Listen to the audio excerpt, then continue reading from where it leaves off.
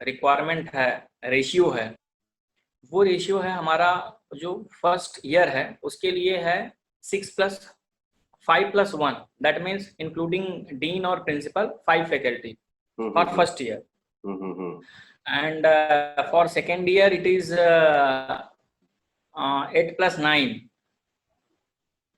that means one dean or principal and 8 faculty members, and for third year it is 11+1, that is dean and 11 faculty, that means total 12, and for final year we must have 15 faculty including dean, that is total 16.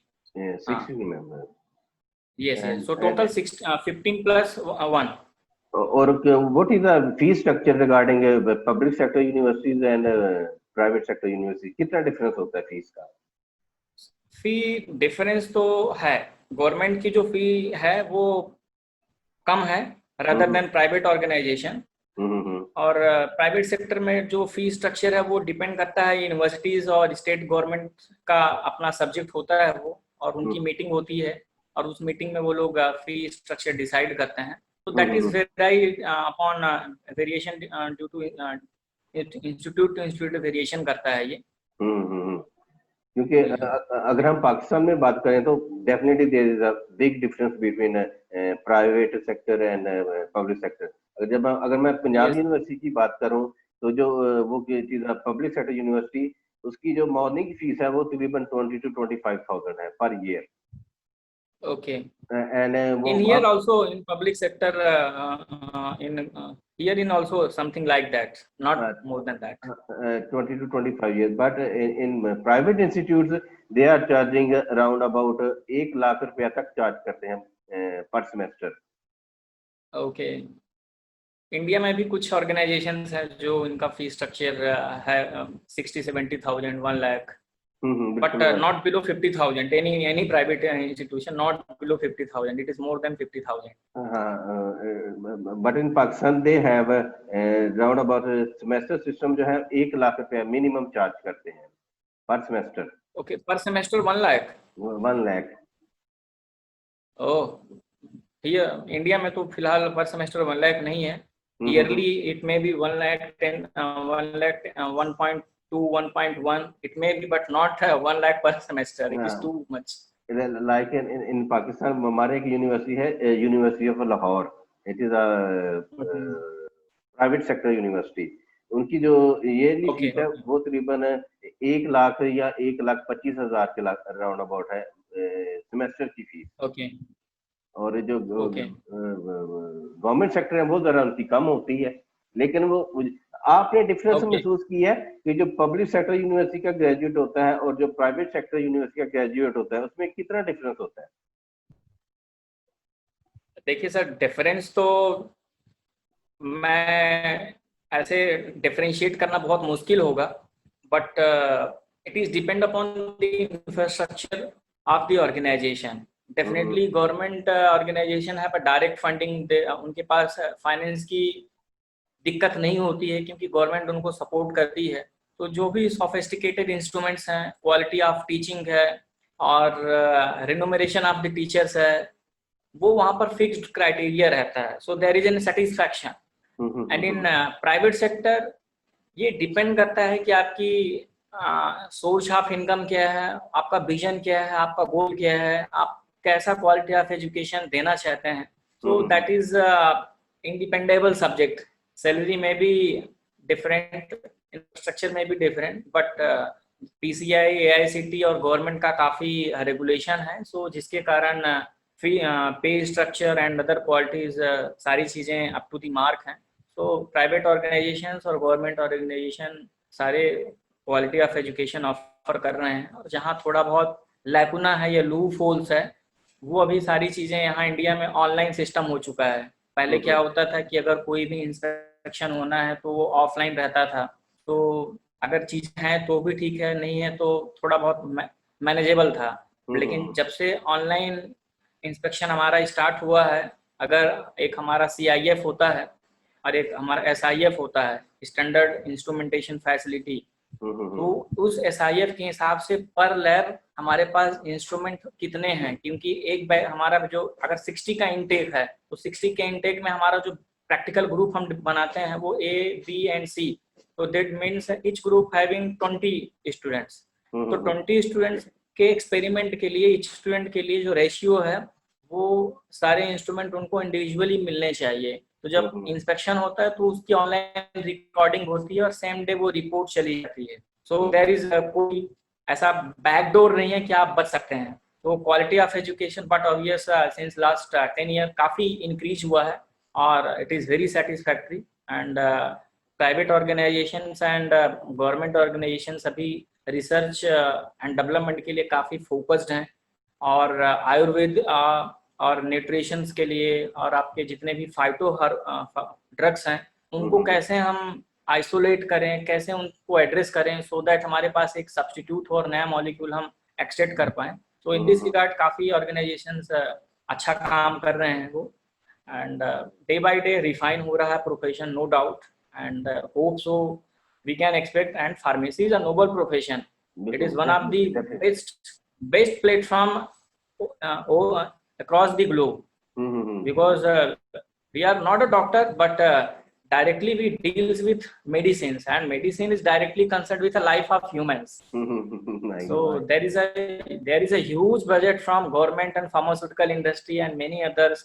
जब मैं पढ़ता था तो उस समय की मैं quality of education देखूं और आज 2020 की, so there is a huge differences. अब ऐसा फील होता है कि अगर मुझे ये infrastructure facility quality of education आज से 14 साल पहले मुझे या 15 साल पहले मिली होती तो हो सकता है मेरा अपग्रेडेशन कुछ अलग होता, लेकिन आज 2020 में बहुत चेंजेस आ चुके हैं, काफ़ी चेंजेस हैं, और ये चेंजेस मुझे लगता है कि इम्प्रूवमेंट तो ऐसा नहीं कह सकते कि it is up to the mark, सुधार की गुंजाइश तो हमेशा बनी रहती है। तो रहती है, वो रहती है, ऐसे ही है। और इंडियन फार्मास्यूटिकल इंडस्ट्री बहुत अच्छा काम कर रही है, क्योंकि आप तो इंडिया में है। हाँ, क्योंकि मैं तो बाहर हूँ, आपको कम्पीट कर रहे हैं चाइना को बड़ा टफ कंपटीशन दिया हुआ है इंडिया ने।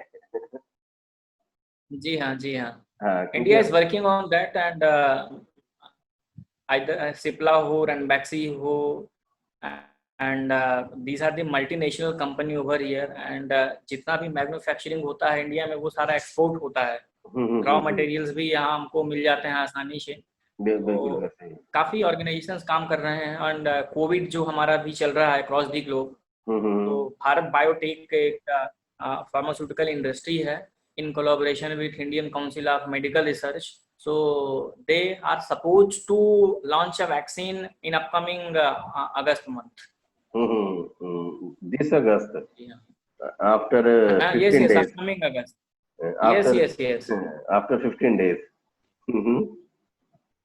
Yes, after 15 days, and maybe it is maybe declared on 15th of August on Independence Day of India. Maybe possible. Maybe possible. कुछ सेशंस मैंने उनके साथ किए हैं, वो एरवन के साथ है, वो जो है फिलीपींस के।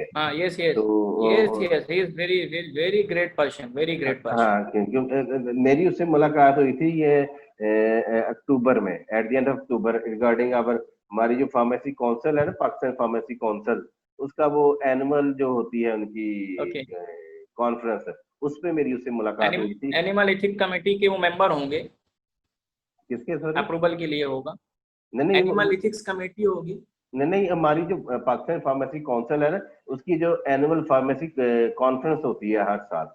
ओके। वहाँ पे एज आ वो गेस्ट स्पीकर आए हुए थे। Okay, fine. तो वहाँ पे मेरी उससे वो मुलाकात हुई थी। फिर उसके कुछ मैंने वेबिनार्स करवाए हैं पाकिस्तान में। yes, I was part attendee of that seminar। तो उसके अलावा उसके साथ मिलके मैं एक वो आर्टिकल रिव्यू पे काम कर रहा हूँ, role of herbal supplements in immunity. वो उसमें एरबन है, मैं हूँ, मेरे एक को टीचर हैं पंजाब यूनिवर्सिटी से डॉक्टर फुरकान हाशमी, और मेरे एक को टीचर हैं, he is food technologist doctor Nadeem. हम चार मिलकर में role of herbal supplements in immunity पे क्या रोल है, regarding okay covid point of view से हम उसके ऊपर वो एक आर्टिकल रिव्यू कर रहे हैं। तो हमने ओके ओके वो स्टार्ट किया है। तो चले अभी हम स्टार्ट करते हैं। अभी तो हमारी वो गपशप कुछ लंबी हो गई है। यस यस वी हैड हम लोग मेरी मुलाकात इरविन से इंडिया में ही हुई थी, एक प्रोग्राम के लिए वो आए हुए थे। हाँ हाँ तो हाँ। मुलाकात मेरी हुई थी 2016 में हुई थी मेरी मीटिंग उनसे। वो और बहुत 2019 में मैं गया था इंडोनेशिया और मलेशिया के विजिट में। तो मुझे मिलना था मलेशिया में। इरविन जी को मैंने पिंग किया कि आई एम हियर, तो बोले ठीक है मैं आता हूँ, but due to visa issue हम लोग एयरपोर्ट से बाहर आ नहीं पाए। तो अनफॉर्चुनेटली हमारा इंटरेक्शन नहीं हो पाया, but we had a very बिल्कुल। Good conversation over the phone. वो जो एरवन है बहुत सोशल बहुत ज्यादा है। और वो यस जो यस जो भी डायनेमिक है वो। हाँ बिल्कुल वो ऐसे ही है, ऐसे ही है। कुछ स्टूडेंट्स रिसर्च होते हैं अप्रोच ऐसे। उनका अच्छा है, रिसर्च अप्रोच अच्छा है, ऑप्टिमिस्टिक है। और हम्म। बेसिक रिसर्च पे उनकी जो पकड़ है वो बहुत हम्म, पॉजिटिव है। बिल्कुल ऐसे ही है। चलिए अभी स्टार्ट करते हैं। मैं अभी आपका इंट्रोडक्शन यस करवाता हूँ, श्योर। तो फिर आगे चलते हैं। अस्सलाम वालेकुम, नमस्ते। मेरा नाम डॉक्टर इरफान सुलेरिया है। बाय प्रोफेशन मैं एक फार्मासिस्ट, न्यूट्रिशनिस्ट और डाइटिशियन हूँ। सोशल मीडिया पे मैंने एक ई चौपाल के नाम से सीरीज स्टार्ट की है, जिसमें डिफरेंट हेल्थ केयर प्रोफेशनल के साथ उनके साथ मैं इंटरव्यू करता हूँ। उनसे इंफॉर्मेशन लेने की कोशिश करता हूँ कि उन्होंने अपनी प्रोफेशनल क्वालिफिकेशन कैसे हासिल की, और आफ्टर प्रोफेशनल क्वालिफिकेशन वो अपनी जो सर्विसेज हैं वो आगे कम्युनिटी तक कैसे वो ट्रांसफर करते हैं। तो इसी ई चौपाल की सीरीज के सिलसिले में आज हमारा फार्मेसी से रिगार्डिंग एक सेशन है, regarding our guest from India, doctor Prashant Tiwari, जो कि आर के जैन यूनिवर्सिटी में असिस्टेंट प्रोफेसर है डिपार्टमेंट ऑफ फार्मेसी में। तो नमस्ते doctor Prashant, how are you, कैसे हैं आप? नमस्ते डॉक्टर इरफान साहब, मैं अच्छा हूँ, आप कैसे हैं? जी जी, मैं भी अच्छा हूँ। मैं आपको पाकिस्तान में और स्पेशली लाहौर में स्वागत करता हूँ। लाहौर के एक ऐतिहासिक शहर है, city of universities, cities of colleges, cities of hospitals, city of gardens. Lahore की जो है ना हिस्टोरिकल पॉइंट ऑफ व्यू से बहुत इंपॉर्टेंस है। आप इंडिया वाले भी वो जानते होंगे कि लाहौर की इंपॉर्टेंस क्या है। तो आपको मैं लाहौर में और पाकिस्तान में स्वागत करता हूँ और खुशामदीद कहता हूँ। तो आज के सेशन का हम बहुत बहुत जो जो है आगाज करते हैं। सबसे पहले तो आप अपना इंट्रोडक्शन खुद ही करवा दें कि आपने अपनी क्वालिफिकेशन कहाँ से हासिल की, और आपकी जो फार्मेसी की चॉइस थी, फर्स्ट चॉइस थी या सेकंड चॉइस थी, या बाय चांस आए फार्मेसी में। ओके। थैंक यू डॉक्टर साहब, बहुत ही प्यारा आपने परिचय दिया, इसके लिए आपका बेहद शुक्रिया। आपने ऐतिहासिक शहर के बारे में मुझे जानकारी दी, और लाहौर के बारे में हम लोग जानते हैं इंटरनेट के माध्यम से बहुत सारी जानकारियाँ इकट्ठी होती हैं। तो बेहद बेहद शुक्रिया आपका। और मेरी जो फार्मेसी चॉइस है वो बाय हार्ट रही है, क्योंकि बचपन से मैं जिस कैंपस में रहा, तो फॉर्चुनेटली मेरे रिलेटिव्स जो हैं तो गुरु घासीदास सेंट्रल यूनिवर्सिटी में एम्प्लॉय थे, और मैं वहीं गवर्नमेंट क्वार्टर में रहता था। तो उसी यूनिवर्सिटी कैंपस में ही मैं सुनता था कि एक फार्मेसी कोर्स भी है, तो कभी कभी मैं वहाँ चला जाता था। तो मेरा इंटरेस्ट वहाँ से डेवलप हुआ। And well while I was studying in my school time, and it was a time of around 2002 2001 to 2. So I had visited that institute, and I get so many information. So मुझे लगा कि एक medical profession है, so I have to take a chance. So fortunately there was an entrance test. So वो entrance हमने clear करने के बाद 2004 में मैंने बैचलर ऑफ फार्मेसी में एडमिशन लिया, और 2008 में मैंने अपनी ग्रेजुएशन कंप्लीट की। And continuously in 2008 I took admission in master in pharmacy. Specialization मेरा फार्माकोलॉजी है, और I did my PG from Bhubaneswar, it is Shiksha Anusandhan university. And I get my masters in 2010। इसके बाद मैंने टीचिंग ज्वाइन किया, by choice not by chance. So teaching profession मेरा बहुत ही पसंदीदा क्षेत्र है और इस पे मुझे बड़ा मज़ा आता है, एक सेटिस्फेक्शन मुझे मिलता है। तो कई बार मुझे ये पूछा गया है, जैसे आपने पूछा कि हम बाई चांस है या बाई चॉइस है, so it is definitely by choice, not by chance. और इसके बाद मैंने अपनी एकेडमिक की जर्नी स्टार्ट की from Chouksey engineering college, it is in Bilaspur. So वहाँ मैंने 3.5 year वर्क किया। Thereafter I had joined royal college of pharmacy at Raipur Chhattisgarh, and in 2016 I got my senior research fellowship from Indian Council of Medical Research to pursue my PhD. So again I came back to Bhubaneswar Shiksha Anusandhan University, and I did my PhD over there, and I got awarded my doctorate in 2019. And my mentor and inspiration was Dr. Pratap Kumar Sahu. He was my mentor during my PhD. And thereafter I have joined Arka Jain University in September 2019, and I am working at present. अच्छा, आपका जो pharmacy में by choice आए हैं, by chance नहीं आए। हमारे अक्सर फार्मेसी में ऐसा होता है कि अगर किसी का एडमिशन एमबीबीएस में नहीं होता या बीडीएस में नहीं होता, तो उसके पास अब तो काफी चॉइसेस आ गए हैं। हमारे जमाने में सिर्फ एक ही चॉइस होती थी, फार्मेसी के। फार्मेसी की तरफ Yes, ना yes. चाहते हुए वहां पे एडमिशन लेते थे। मेरा एडमिशन भी जो है ना, फार्मेसी में बाय चॉइस ही है, बाय चांस नहीं है। वो कुछ इस तरह से कि जब मैं 9th क्लास में था, तो वहाँ पे अच्छा, बायोलॉजी मैंने अडॉप्ट की। तो वहाँ पे जो इंट्रोडक्टरी चैप्टर था ना बायोलॉजी का, वहाँ पे लिखा था कि okay, after okay, biology what profession you can choose. तो उसमें okay. एग्रीकल्चर भी था, एमबीबीएस भी था, उसमें फार्मेसी भी था। तो फार्मेसी पहले से मेरे मेरे से पढ़ा ही नहीं गया कि व्हाट इज ये क्या लिखा हुआ है। तो जब मैंने अपने टीचर से पूछा कि ये फार्मेसी क्या होती है, तो उन्होंने कहा कि ये जो मेडिसिन बनाते हैं, ये उस एजुकेशन को कहते हैं। तो मैंने कहा था कि मेरे ज़हन ने उस पे क्लिक किया कि ये कोई प्रोफेशन अच्छा ही लगता है। तो आफ्टर Okay, इंटर okay. मेरे मार्क्स भी इतने नहीं आए कि मैं वो एमबीबीएस की तरफ वो जा सकता। तो एट लास्ट मुझे फिर बाय चांस पंजाब यूनिवर्सिटी में चांस मिला फार्मेसी में, one of the best institute in Pakistan regarding pharmacy. तो वहाँ पे मेरा वो एडमिशन हुआ। तो आपकी तरह मैं भी बाय Fine, चॉइस ही आया हूँ fine. फार्मेसी में, और मैंने अपनी फार्मेसी का के जो एजुकेशन का जो पीरियड है, फुल एंजॉय किया है वो लाहौर में। बहुत अच्छा, हाँ, तो आपने तो इंट्रोडक्शन बहुत बता दिया। अच्छा। अब ये जो फार्मेसी की हिस्ट्री है रिगार्डिंग, इसके बारे में आप कुछ हमारे जो नाजरीन हैं या जनता है उसको बताएंगे कि फार्मेसी क्या, कहाँ से स्टार्ट हुई। पहले हकीम या वैद होते थे, फिर एलोपैथिक मॉडर्न कॉन्सेप्ट जो फार्मेसी है, इसके बारे में आप थोड़ा सा हमें बताएंगे। जी, बहुत अच्छा अप्रोच है आपका। ये हिस्ट्री जानना बहुत ज़रूरी है, क्योंकि आज की जो जनरेशन है उसे रेडी टू ईट चाहिए, वो कुछ हम्म जानना नहीं चाहते हैं। ये मेरा अपना निजी अनुभव है।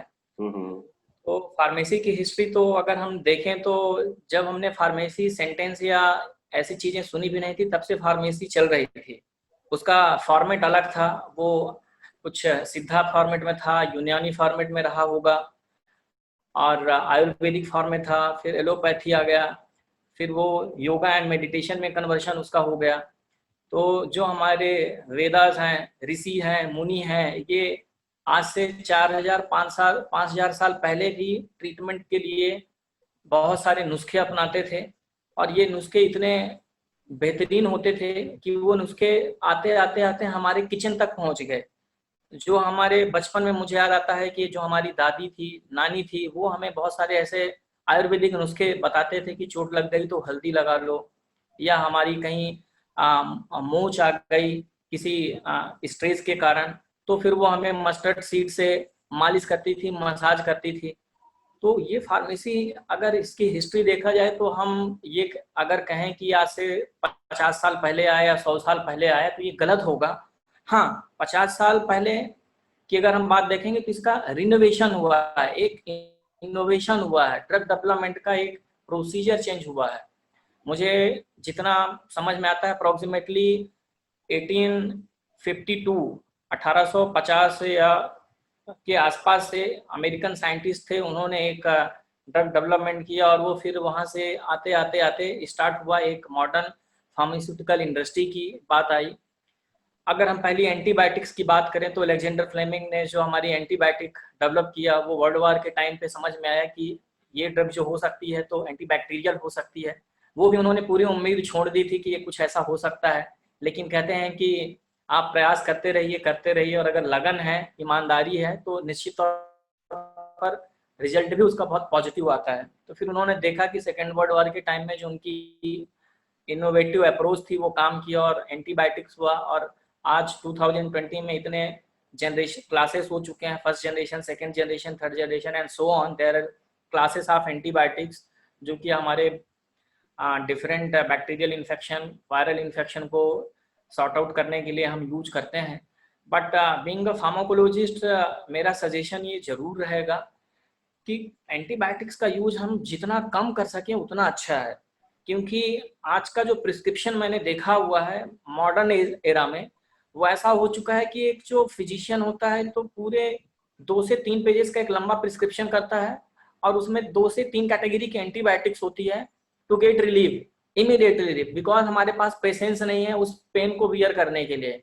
एंड नोइंगली अननोइंगली हम एक गलत प्रैक्टिस कर रहे हैं, और वो जो कंटिन्यूएशन एडमिनिस्ट्रेशन ऑफ एंटीबायोटिक्स है वो रेजिस्टेंस डेवलप कर रहा है, जिसके कारण हाई डोज हम ले रहे हैं वायरस बैक्टीरिया को सबसाइड करने के लिए।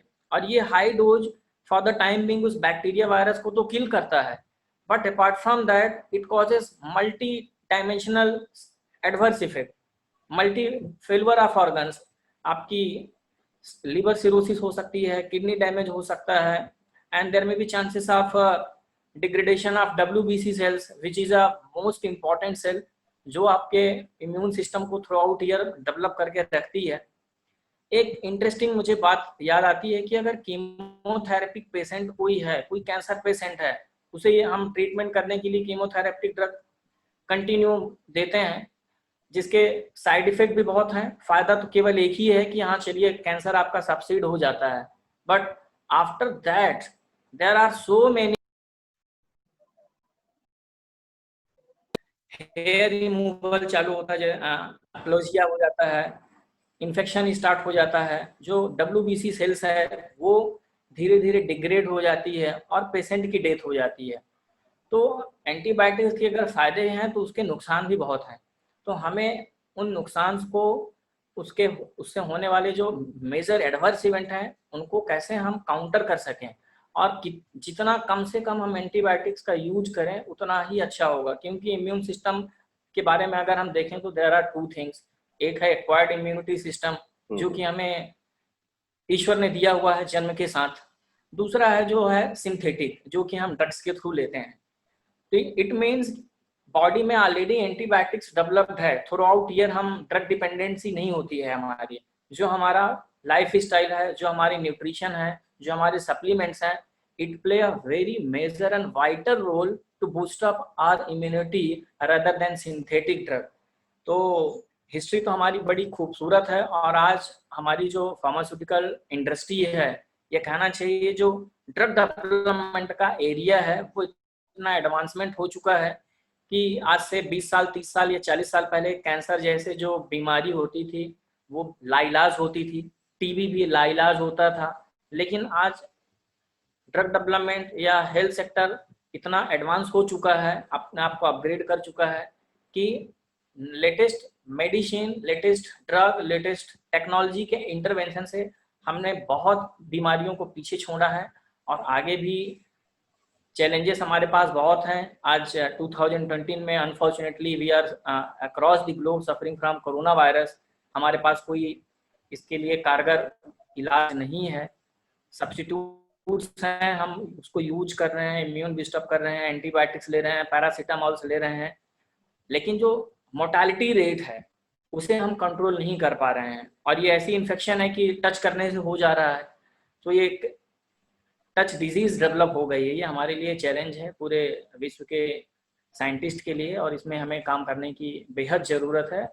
और मुझे उम्मीद है कि जल्द ही हम एक effective medicine against Covid develop कर सकते हैं। और यह जो समय है हम सबके लिए काफ़ी क्राइसिस भरा है ये, और इस क्राइसिस से हमको अपनी immune system, drug dependency, meditation, yogas and by the use of appropriate nutrition and supplements, we can combat this COVID as well. So this is my personal opinion. बिल्कुल आपने सही बात की कि न्यूट्रिशन का बहुत बहुत ही ज्यादा इंपॉर्टेंस है regarding our immunity, not immunity, अपना हमारा जो लाइफस्टाइल है इसको मेंटेन करने में न्यूट्रिशन का बहुत ज्यादा रोल है। अब देखें ना, अब हमारा जो करंट लाइफस्टाइल चल रहा है उसकी वजह से हमारा जो एवरेज लाइफ है वो क्या आ गई है। According to law of nature, Yes, yes. Average life of human being would be should be 120 years।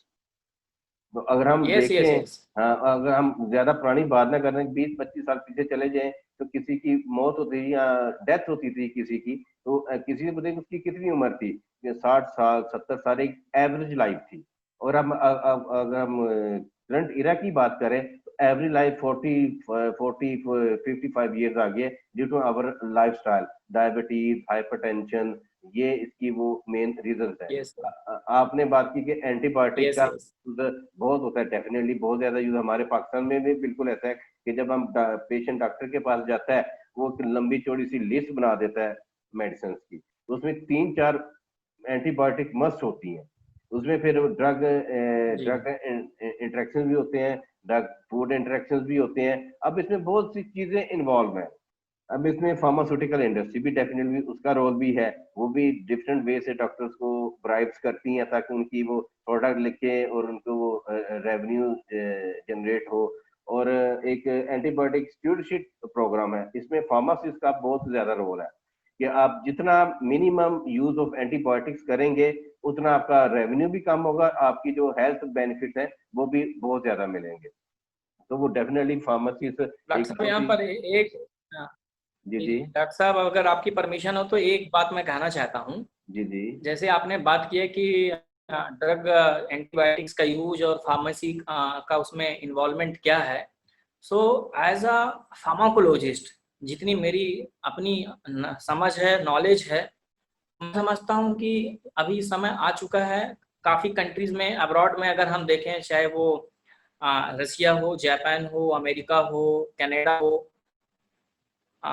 In countries में ड्रग का जो प्रिस्क्रिप्शन है, ये फार्मेसी जो होती है वो उनको मॉनिटर करती है। अगर आपने डॉक्टर ने प्रिस्क्रिप्शन दिया है तो ऐसा नहीं कि वो पेशेंट को डायरेक्ट जाएगा, पहले वो अप्रूवल होता है। जो ड्रग एक्सपर्ट होता है वो उस ड्रग का एनालिसिस करता है। और ये फार्माको विजिलेंस का एक बहुत इंपॉर्टेंट रोल है एक फार्मासिस्ट का। बीइंग अ फार्माकोलॉजिस्ट, मैं समझता हूँ कि प्रिस्क्रिप्शन पेशेंट तक तभी पहुंचे जब एक ड्रग एक्सपर्ट के उसको स्क्रीन कर सके। फॉर एग्जाम्पल, क्योंकि डॉक्टर के पास जब पेशेंट जाता है तो उसके पास बहुत कम समय होता है, क्योंकि उसके पास नंबर ऑफ पेशेंट होते हैं, सभी को एड्रेस करना होता है, सभी को देखना होता है, तो वो समय बहुत कम दे पाता है और पेशेंट अपनी बात बता भी नहीं पाता है। तो जो मेडिकेशन हिस्ट्री है, जेनेटिकल हिस्ट्री है, वो छुप जाती है। तो जब अगर वो प्रिस्क्रिप्शन एक फार्मासिस्ट के पास जाए या एक एक्सपर्ट ड्रग एक्सपर्ट के पास जाए, आप जैसे जो इमिनेंट पर्सन्स हैं, तो उनको हम एनालिसिस करें कि अगर हमने इनको सपोज कोई डाइक्लोफेनेक सोडियम ड्रग प्रिस्क्रिप्शन दिया है, तो हमको ये पूछना है कि कहीं पेशेंट को हाइपरटेंशन का केस तो नहीं है, क्योंकि डॉक्टर पूछना भूल जाता है, पेशेंट भी बताना भूल जाता है। तो उस हाइपरटेंशन को बढ़ाने के लिए sodium diclofenac is a very important catalyst. और अगर हाइपरटेंशन नहीं भी है तो अगर लॉन्ग टर्म डाइक्लोफेनेक सोडियम और पैरासीटामॉल का इंटेक करता है पेशेंट, तो बट ऑब्वियस है अल्सरेशन हो सकता है, लीवर डैमेज हो सकता है। तो इन बातों को बीइंग अ ड्रग एक्सपर्ट हमको एड्रेस करने की जरूरत है। और ये समय आ चुका है, क्योंकि फार्मेसी प्रोफेशन में हमने काम बहुत किए हैं, लेकिन जो रिवार्ड है, एड्रेस है, हेल्थ सिस्टम के भी हम लोग बहुत इंटीग्रल पार्ट हैं। बट इंटीग्रल पार्ट होने के बावजूद जो एड्रेस मिलना चाहिए, जो एक रिस्पेक्ट मिलनी चाहिए, वो अभी लैकिंग है। और जो मुझे लगता है कि अक्रॉस दी वर्ल्ड काफ़ी इम्प्रूवमेंट करने की ज़रूरत है। अभी इस कोविड-19 के सिचुएशन में हम जब देखते हैं तो केवल दो ही बातें आती हैं कि डॉक्टर भगवान है, nurses are doing so well, but we the pharmacist are also very vital part of health care system, और हमको भी एड्रेस करने की ज़रूरत है। अदरवाइज क्या होगा कि एक जो हेल्थ सेक्टर है वो एक पैरेलल ग्रोथ करता जाएगा, and parallelly we people will may get subside भी people may not get address, may not get attention. तो मुझे लगता है कि सोसाइटी को और गवर्नमेंट को भी एक ड्रग एक्सपर्ट पे काफ़ी अटेंशन देना चाहिए। पहले मैंने देखा था कि कोई फार्मेसी करता था तो बोलता अच्छा अच्छा क्या करोगे तुम, मेडिकल स्टोर ओपन करोगे, ये एक कॉमन साइकोलॉजी रहती थी। But by the grace of God आज वो समय बदल चुका है और लोगों की मेंटालिटी भी चेंज हो चुकी है कि नहीं नहीं नहीं, ये केवल मेडिसिन स्टोर तक सीमित नहीं। तो मुझे लगता है कि इसमें हम सबको बहुत ज़्यादा ज़रूरत है अटेंशन देने की, ताकि हम भी एक मेन हेल्थ केयर सिस्टम पर अपना कंट्रीब्यूशन कर सकें। डेफिनेटली हम कंट्रीब्यूट कर रहे हैं, लेकिन कहते हैं ना कि एक जब रिवार्ड मिलता है तो मोटिवेशन होता है, और वही मोटिवेशन ज़रूरत है हमें। बिल्कुल बिल्कुल दैट इज़ ऐसा सही माई कहा। बिल्कुल पर्सनल ओपिनियन। मुझे लगता है ऐसा होना चाहिए। बिल्कुल ऐसा है। पाकिस्तान में भी बिल्कुल ऐसा ही है कि कुछ हॉस्पिटल में, मतलब आपने शोक खानम हॉस्पिटल का नाम सुना हुआ है? जी जी। जो उसमें उनका बनाया हुआ है इमरान खान का वहाँ पे कंप्लीट एसओपीज फॉलो किए जाते हैं इंटरनेशनल स्टैंडर्ड्स के, कि वहाँ पे जब डॉक्टर ओके। मेडिसिन प्रिस्क्राइब करता है तो वो प्रिस्क्रिप्शन पेशेंट को नहीं देता, वो डायरेक्ट फार्मेसी के पास जाती है। फार्मेसी जहाँ पे वो उसको ओके। सारी चीजें देखता है, उसका कोई ऐसी चीज नहीं जो आपस में इंटरेक्ट कर रही है, फिर उसके बाद उसको फिर वो वहाँ की जो फार्मेसी है वहां से मेडिसिन मिलती है। तो शोक खानम हॉस्पिटल जो है वो बड़ा यस। अच्छा काम कर रहा है रिगार्डिंग कैंसर हॉस्पिटल, क्योंकि one of the best okay. Hospital in, I think in Asia. मतलब यहाँ पे जो ट्रीटमेंट है बिल्कुल फ्री भी होती है। मैं आई एम द मैं गवाह हूँ कि मेरी मदर की ट्रीटमेंट वहाँ पे हुई है, हुई तो वो बिल्कुल फ्री भी होती ओके। है, और जो पे कर सकते हैं उनकी वो डिस्काउंट्स भी देते हैं, लेकिन वो अकॉर्डिंग टू उनका जो अरे प्रोटोकॉल है बहुत उसको फॉलो करते हुए। मतलब जो ग्रेट मेरी ग्रेट। मदर की ट्रीटमेंट हुई, मैंने वहां पे 75% डिस्काउंट लिया।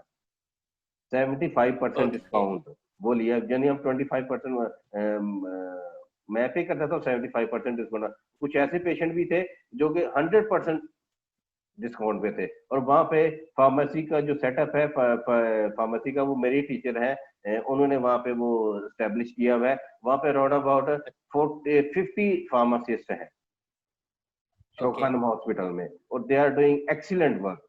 इसी तरह बहुत अच्छा। आगा खान हॉस्पिटल है कराची में, अल शिफा हॉस्पिटल है, इस्लामाबाद में इंडस हॉस्पिटल है, वहाँ पे कंप्लीट प्रोसीजर जो है ना वो फॉलो किए जाते हैं। ये कुछ हॉस्पिटल्स में है, मैक्सिमम हॉस्पिटल्स में वो वैसा ही है कि डॉक्टर की एक लंबी सी वो क्या कहते हैं, मैं ऐसे कहता हूँ, प्रेम पत्र होता है पेशेंट के लिए। वो लंबी चौड़ी सी वो लिस्ट होती है, और यस यस। फार्मास्यूटिकल का भी उसमें वो सारा वो रोल है।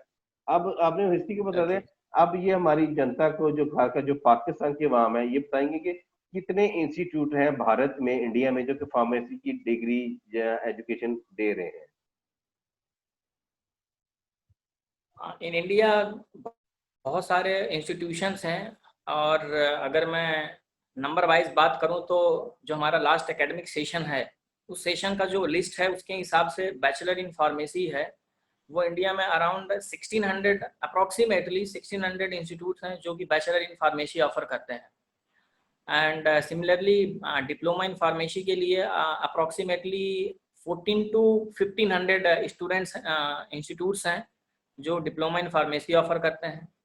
And similarly master in pharmacy program के लिए अप्रॉक्सीमेटली 1000 इंस्टीट्यूट्स हैं जो कि master in pharmacy program offer करते हैं।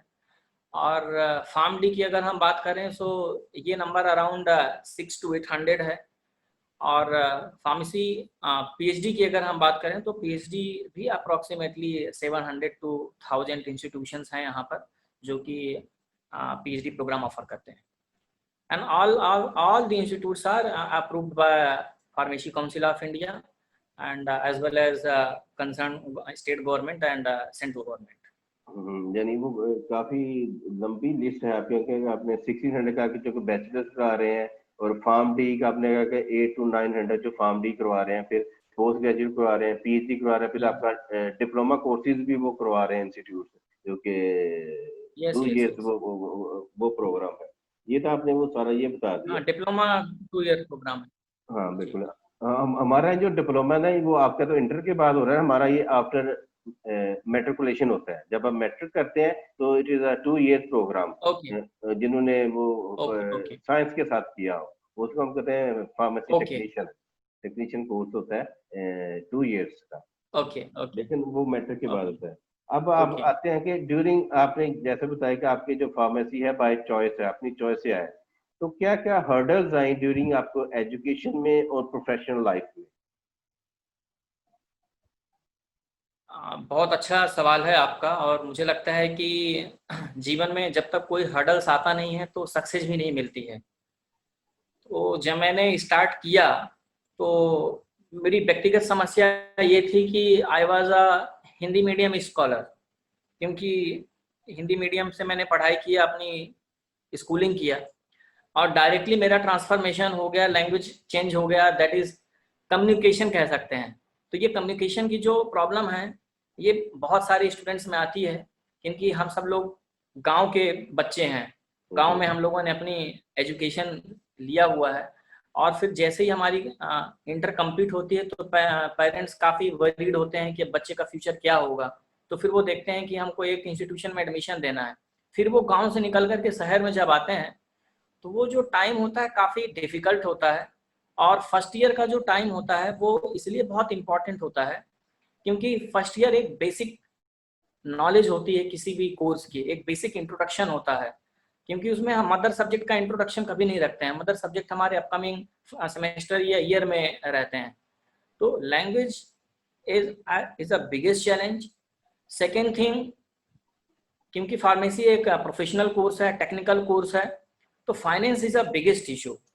क्योंकि पढ़ने की इच्छा रखना अलग बात है, बट उसके साथ ही साथ में जो इंस्टीट्यूशंस की फ़ी है उस फी स्ट्रक्चर को पेरेंट्स को बियर करने के लिए मुश्किल होता है। तो दूसरा है फाइनेंस। तीसरा है, अगर पेरेंट्स एबल हैं कि हम लोन ले सकते हैं, तो जो लोन लेने की जो प्रोसेस है बैंक की वो काफ़ी डिफ़िकल्ट रही है। उसके लिए काफ़ी इंटरेस्ट भी लिए जाते हैं। तो मुझे लगता है कि अगर कोई बच्चा पढ़ना चाहता है तो एक उसके लिए बहुत लीनियर पॉलिसी होनी चाहिए, लोन लेने से लेकर के उसको देने तक के लिए, ताकि पेरेंट्स को कोई हर्डल नहीं होनी चाहिए। और एक जॉब की गारंटी होनी चाहिए। जॉब की गारंटी ऐसी हो ताकि जब स्टूडेंट्स ग्रेजुएशन कंप्लीट करके निकले तो उसे कहीं ना कहीं समहाउ कुछ पैसों का सोर्स ऑफ इनकम जनरेट हो। अगर उसने लोन लिया, लोन लेने के बाद पढ़ाई किया, और अगर जॉब उसको ऑफर नहीं हुई, तो अल्टीमेटली बहुत सारे हर्डल्स, बहुत सारे प्रेशर उस स्टूडेंट्स पर भी डेवलप होते हैं। पेरेंट्स के ऊपर तो बट ऑब्वियस होते ही होते हैं, क्योंकि पेरेंट्स के लिए पूरी प्रॉपर्टी उनके बच्चे ही होते हैं। और बच्चा अगर स्ट्रेस में है तो बट ऑब्वियस पेरेंट्स भी आते हैं। तो बेसिकली जो हर्डल्स है अगर जिस्ट में कहा जाए तो number 1 is communication, number 2 is finance, and number 3 is language, और मिसेलेनियस अगर बर्डन देखा जाए तो इंटरेस्ट, लैक ऑफ इंटरेस्ट। अभी जो स्टूडेंट्स आते हैं एडमिशन लेने के लिए तो वो उनको लगता है कि वी नो एवरीथिंग, सब कुछ रातों रात हम पढ़ लेंगे और एक सेमेस्टर का है हम एग्जाम क्लियर कर लेंगे। तो ये जो लैक ऑफ इंटरेस्ट है ये स्टूडेंट्स को डेवलप करना है। और जब आपका इंटरेस्ट डेवलप होगा तो बट ऑब्वियस जो कम्युनिकेशन का हर्डल्स है वो आपका धीरे धीरे सॉर्ट आउट हो जाएगा, because we teachers are there. और हम टीचर्स इसीलिए ही हैं ताकि हम अपना एक्सपीरियंस, अपना नॉलेज उनको हम शेयर कर सकें, और उनके भीतर में, मन के अंदर में जो फियर है उस फियर को हम एक्सट्रैक्ट करें और उनको एक हेल्दी इन्वायरमेंट दे सकें, और उनको वर्ल्ड कॉम्पिटिटिव का जो लेवल है उस पर हम, उस प्लेटफॉर्म पर उनको लेकर आए, ताकि दुनिया में जो चल रहा है वो उसको अडॉप्ट कर सकें। कई बार क्या लग, और एक हडल्स आती है सिलेबस अपग्रेडेशन की। दो it's a political issue, but मुझे लगता है कि सिलेबस का जो मॉडिफिकेशन है, जो सिलेबस में चेंजेस है, it is as per current need होनी चाहिए। क्योंकि जो सिलेबस है आउटडेटेड नहीं होना चाहिए।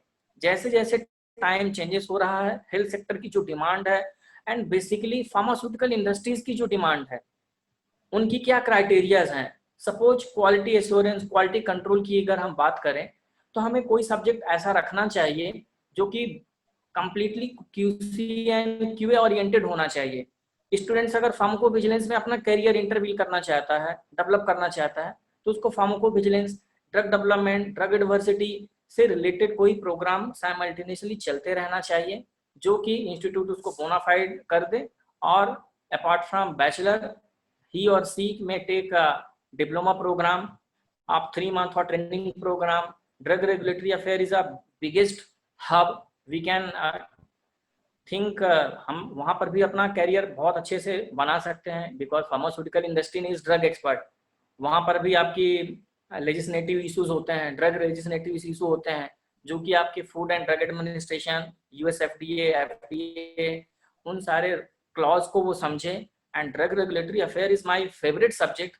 And recently we had organized an intellectual property right webinar to address those issues, so that जो हमारी दूरी है, क्योंकि जब तक एकेडमिक और इंडस्ट्री में कोलैबोरेशन नहीं होगा, दोनों एक प्लेटफॉर्म पर नहीं आएंगे, तब तक हम एक क्वालिटी फार्मेसी एक्सपेक्ट नहीं कर सकते हैं। क्योंकि इंडस्ट्री की नीड अलग है, एकेडमिक की नीड अलग है। तो जरूरत है एक एकेडमिक और इंडस्ट्रियल रिसर्च कोलैबोरेशन करने की, so that we educational industry we can fulfill the requirement and need of pharmaceutical industries across the world. बिल्कुल ऐसे करके फार्मेसी का कोर्स है उसको भी अपग्रेड होना चाहिए। अभी जब हमारे यहाँ पाकिस्तान की अब हम बात करते हैं तो after 2003 it is converted bachelor programme into pharm D पे वो कन्वर्ट हो गया था 5 ईयर डिग्री प्रोग्राम पे। तो वहाँ पे मेन फोकस रखा गया था इंडस्ट्री को, तो वहाँ पे ज्यादा फोकस किया इंडस्ट्री बेस्ड वो जॉब्स होती हैं। फिर आफ्टर 5 ईयर इसमें वो चेंजेस जो हमारी फार्मेसी काउंसिल जो है आफ्टर 5 ईयर वो कोर्स में वो चेंजिंग लाती है। अब फिर उन्होंने नेक्स्ट जो किया ये तो उसके बाद उन्होंने फार्मेसी प्रैक्टिस बेस्ड जो है ना वो उसके ऊपर फार्मडी का कोर्स किया। अब जो है हमारा जो करंट कोर्स चल रहा है वो इंडस्ट्री को भी काफी हद तक कूप कर रहा है और हमारी जो फार्मेसी प्रैक्टिस है उसको भी ज्यादा वो कूप कर रहा है। तो मेरा भी जब मैं जो रिसेंट जो सेशन किया हमारे जो डीन थे फार्मेसी डिपार्टमेंट पंजाब यूनिवर्सिटी के भी, उनको भी मैंने ये सजेशन दी कि मार्केट की डिमांड कुछ और होती है कि मार्केट में जाते हैं वहां पे मांगते हैं एक्सपर्ट कि हमें फॉर एग्जांपल कोई कम्युनिटी फार्मेसी में जाना चाहता है तो उसको चाहिए कि उनका जो सॉफ्टवेयर होता है हमारे यहाँ स्टूडेंट्स को ये नहीं पता होता कि उसने सॉफ्टवेयर को कैसे मैनेज वो करना था। तो ड्यूरिंग एजुकेशन उसको कंप्यूटर एजुकेशन को इस तरह की दी जाए कि वो जब मार्केट में जाए कि उसको सॉफ्टवेयर को हैंडल करना बड़ा आसान हो जाए। अगर किसी का रेगुलेटरी अफेयर्स की तरफ है तो उसको 3 महीने की ट्रेनिंग या डिप्लोमा कोर्स या ट्रेनिंग कोर्स इस तरह की करवा दीजिए कि वो रेगुलर अफेयर्स को देख ले।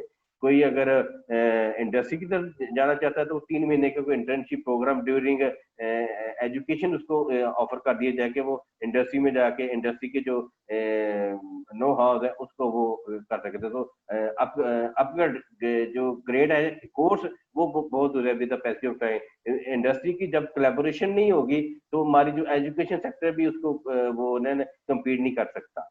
तो इंडस्ट्री की कोलैबोरेशन का होना बहुत ज्यादा वो जरूरी है। अब आपने कहा कि फ्यूचर ऑफ फार्मेसी की हम बात कर लेते हैं। तो pharmacy is a very noble profession all over the world. तो आपकी दृष्टि में नजर में फार्मेसी का जो स्कोप है भारत में या ऑल ओवर द वर्ल्ड वो क्या है?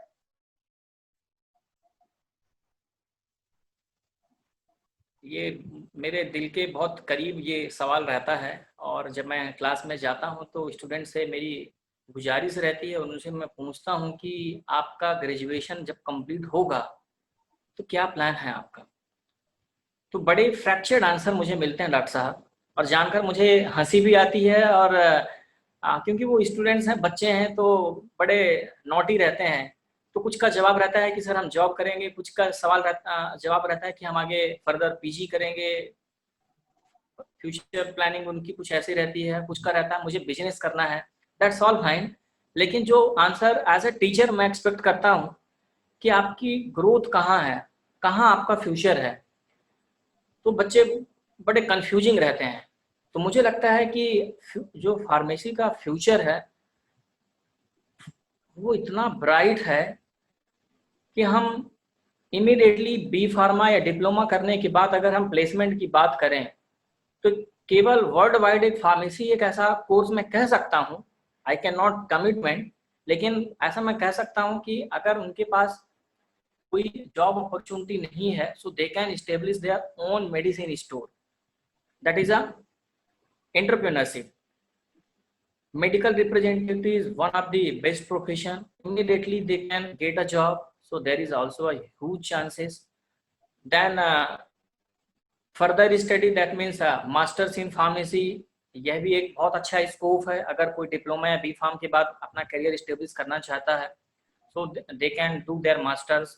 PhD is again there is in scope, and thereafter postdoc is in also in scope. So this is an educational scope. हम अपने आप को अपग्रेड कर सकते हैं.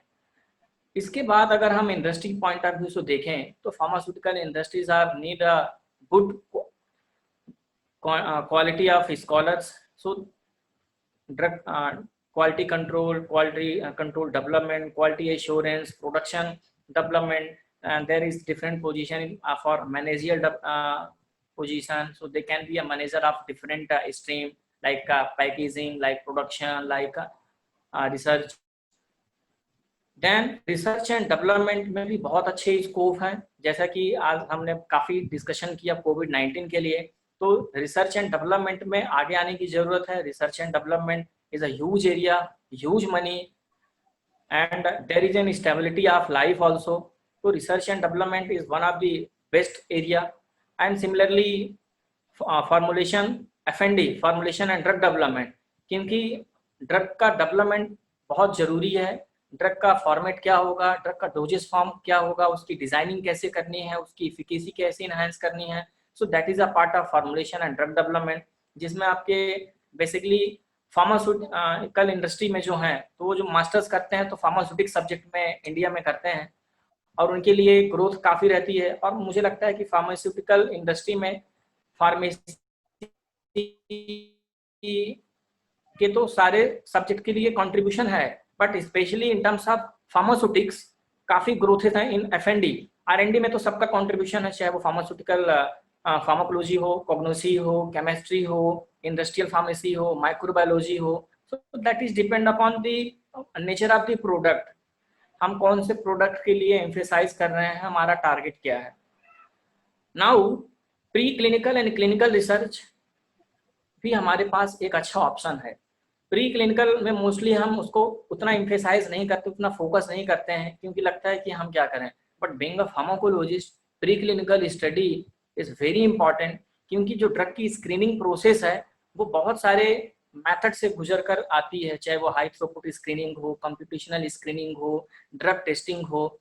तो प्री क्लिनिकल स्टडी के लिए हमें क्या करना क्या है कि हमारे पास एक सुटेबल एप्रोप्रिएट एनिमल हाउस होना चाहिए जहां पर हम ड्रग की टेस्टिंग कर सकें, और प्री क्लिनिकल डेटा को हम बेस करके ही हम जाते हैं क्लिनिकल ट्रायल की ओर, जो कि फेज 0 से लेकर के फेज 4 तक का एक ट्रायल होता है. तो फेज 0 में बेसिकली हम ड्रग का फिजिबिलिटी देखते हैं, whether drug can be acceptable और not, whether it can be go for the trial phase 1 और 2 और 3. तो अगर हम क्लिनिकल ट्रायल की बात करते हैं तो इसमें फार्माकोविजिलेंस के लिए बहुत स्कोप है. इन इंडिया जितना मुझे जानकारी है, जैसे आपकी PPD है, एस्ट्रोजेनिका है, कैडिला है, IQVIA है, these are the biggest group for clinical study, and they are doing trial for different drugs.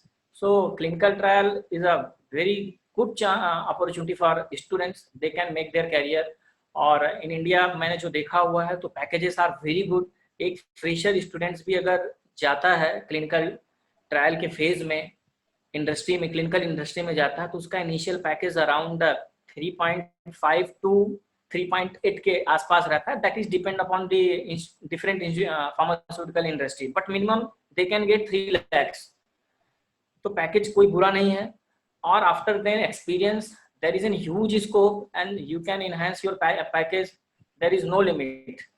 आपकी ग्रोथ, आपकी क्वालिटी डिपेंड करती है आपके प्रोफेशनल ग्रोथ पर, आपकी परफॉर्मेंस क्या है. तो पैकेज कभी इशू नहीं है. अगर स्टूडेंट फार्मास्यूटिकल इंडस्ट्री में देखते हैं, F&D में, R&D में, तो वहाँ पर उनका भी कैरियर बहुत ब्राइट है. और उस फील्ड में क्योंकि बच्चा जब पढ़ता है तो उसके दिमाग में एक ही बात रहती है कि मुझे सैलरी कितनी मिलेगी, और बहुत वाजिब क्वेश्चन है ये, क्योंकि उसने इतनी मेहनत की है, इतने पैसे उसने खर्चे किए हैं अपने पढ़ाई के लिए, तो बट अब ऐसा उसका इनपुट के साथ साथ आउटपुट भी उतना ही मिलना चाहिए.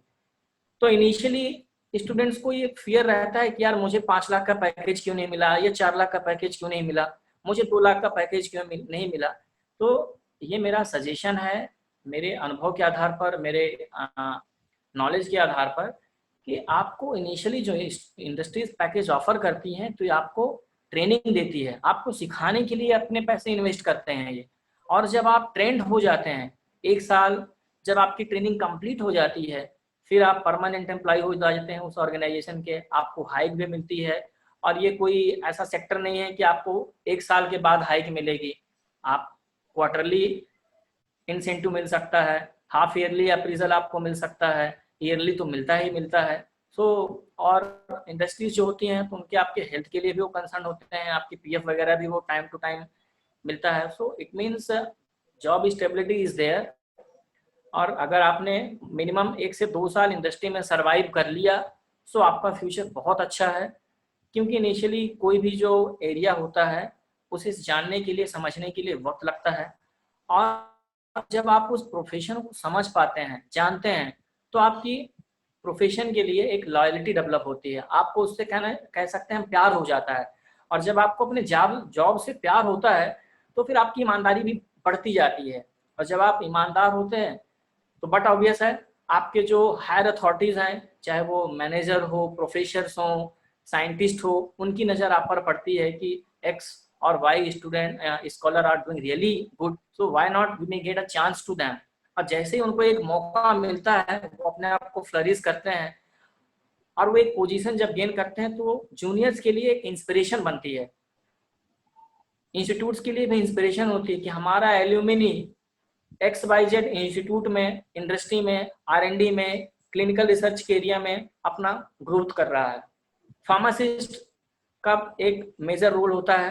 इंडिया में हमारे फार्मासिस्ट की अपॉइंटमेंट होती है गवर्नमेंट हॉस्पिटल्स पर, फार्मेसी प्राइवेट हॉस्पिटल्स पर भी। तो फार्मासिस्ट के उसमें जैसे प्राइमरी हेल्थ केयर सेंटर है जो गवर्नमेंट के, वहाँ पर मैंडेटरी है फार्मासिस्ट का होना। और इन एज पर drug and cosmetic act 1948 of in context of India, आपको चाहे मेडिकल स्टोर हो या हॉस्पिटल्स हो, ड्रग का जो डिस्पेंसिंग है वो फार्मासिस्ट के प्रेजेंस में ही होगा।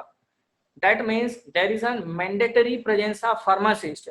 और ये अमेंडमेंट 2012 में भी हुआ है। 2015 में गवर्नमेंट ऑफ इंडिया ने एक फार्मेसी प्रोफेशन एक्ट इस्टेब्लिश किया हुआ है बाय द पार्लियामेंट, और वो एक्ट इन्फोर्स करता है सारे फार्मासिस्ट को, they can open a pharma clinic. लेकिन ये क्लिनिक एज अ डॉक्टरेट नहीं होगा, ये फार्मा क्लिनिक आप अपने मेडिसिन स्टोर के आसपास 100 मीटर के डिस्टेंस में ओपन कर सकते हैं। आइदर आप अपने मेडिकल स्टोर से लगा हुआ एक चेंबर आप इस्टेब्लिश कर सकते हैं। और ये PPR एक्ट, जो कि फार्मेसी प्रोफेशन एक्ट 2015 के नाम से जाना जाता है, ये एक्ट हमें राइट्स देता है कि we can counsel the patient, we can advise the patient, we can prescribe OTC drug। And now government ने कुछ और भी ड्रग्स की परमिशन दी हुई है, जो कि फार्मासिस्ट को किसी भी डॉक्टर की जरूरत नहीं है, they can prescribe at their own clinic because they are the well known drug expert. उनका एक मास्टरशिप होता है, 4 साल B.Pharm करता है, फिर PG करता है, फिर PhD करता है। And best thing is that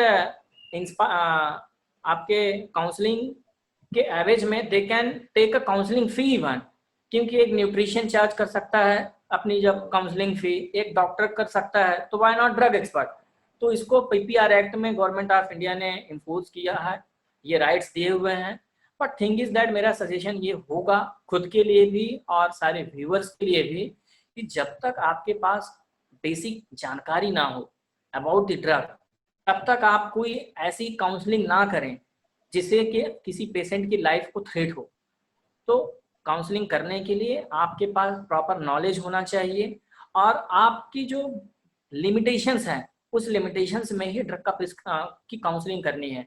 क्योंकि बहुत सारे लोगों को मैंने देखा हुआ है कि वो जैसे B.Pharm करते हैं तो वो अपनी प्रैक्टिस ऐसा स्टार्ट करते हैं कि ड्रग का एडमिनिस्ट्रेशन भी वो करते हैं, एक छोटा सा हिडन क्लिनिक भी वो ओपन कर लेते हैं और वही ट्रीटमेंट भी करते हैं।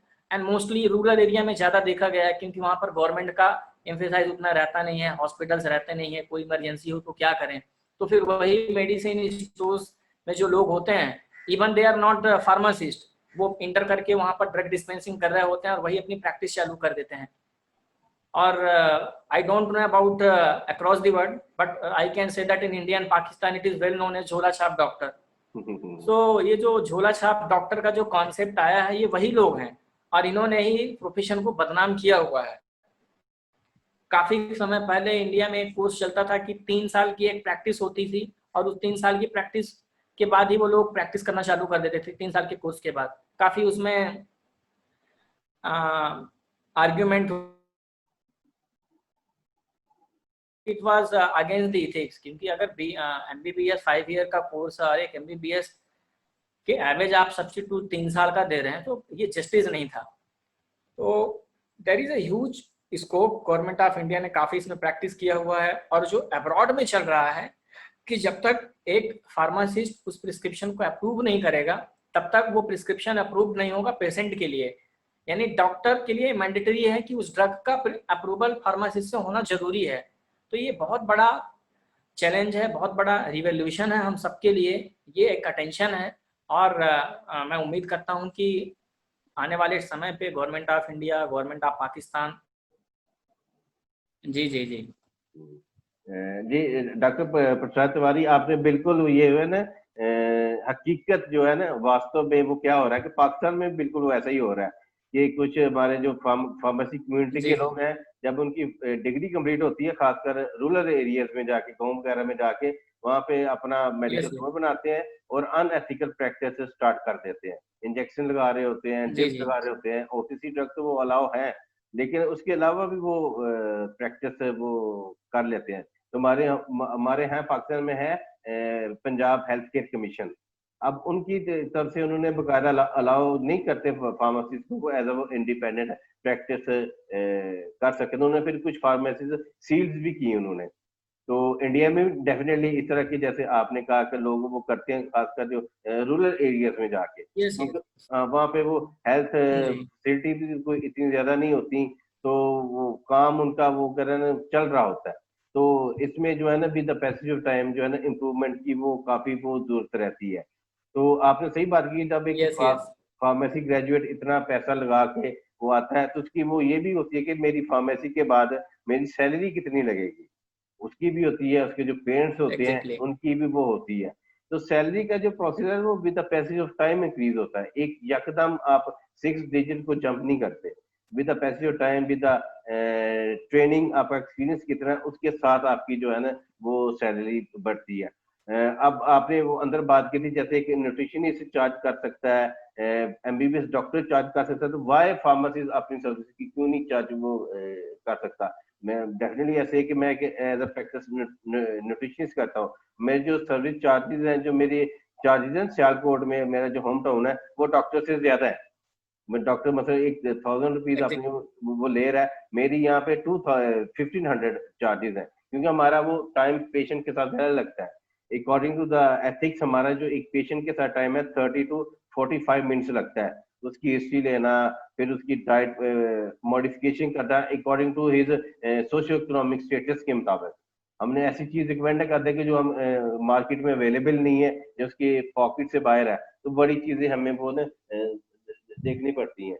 अब आपने के गोल्स क्या है regarding pharmacy profession in future, कि फ्यूचर में आप कहाँ पे आपको देखना चाहते हैं? आपने PhD कर ली, टीचिंग आपका पैशन था, आप टीचिंग कर रहे हैं, फ्यूचर में आपके क्या गोल्स हैं? ये मुझे लगता है कि आपने काफ़ी मेहनत की है और मैं फिर से कह रहा हूँ, आप बड़े संजीदा व्यक्ति हैं और काफ़ी बारीकी से आपने सवालों का लिटरेचर सर्वे किया है। मैं मानता हूँ कि इन फ्यूचर अगर हम देखें फार्मा प्रोफेशन, हम अपने आप को कहाँ पर खड़ा पाते हैं, तो इसके लिए भी बहुत काम करने की ज़रूरत है। सबसे ज़्यादा ज़रूरत है अगर इम्प्रूवमेंट की, तो वो है हमारी प्रैक्टिकल एक्सरसाइज को बढ़ाने के लिए। दूसरा, मेरा एक बहुत जरूरी सजेशन है अक्रॉस द वर्ल्ड, इंडिया के लिए, पाकिस्तान के लिए, किसी भी कंट्री के लिए, कि हमें कोशिश करनी चाहिए क्वालिटी ऑफ एजुकेशन देने के लिए rather than quantity of education. So जो mushrooming of universities and colleges आ रहे हैं, नंबर ऑफ कॉलेजेस आ रहे हैं, उसमें डिफरेंट कोर्सेज आ रहे हैं, but in respect to stability in relation to job opportunity अगर हम देखें तो प्लेसमेंट नहीं हो रहा है। तो फ्यूचर में हमें देखना है कि हमारा प्लेसमेंट उसी रेशियो में हो जिस रेशियो में हमारे एडमिशन्स हो रहे हैं। अगर हम देखें एक सिंपल सा अगर मैथमेटिकल कैलकुलेशन ले देखें, सपोज अगर in an one academic session entire country we are producing 10,000 of pharmacist including bachelor and diploma, तो उन 10,000 फार्मासिस्ट के लिए जॉब अपॉर्चुनिटीज क्या है, ये बहुत जरूरी है। फ्यूचर में अगर हमको ये इम्प्रूव करना है तो इसके लिए हमें number of pharmaceutical industries establish करनी होगी, क्वालिटी ऑफ एजुकेशन इम्प्रूवमेंट करना होगा, रिसर्च एंड डेवलपमेंट के लिए बहुत ज़्यादा हमें फोकस करना होगा।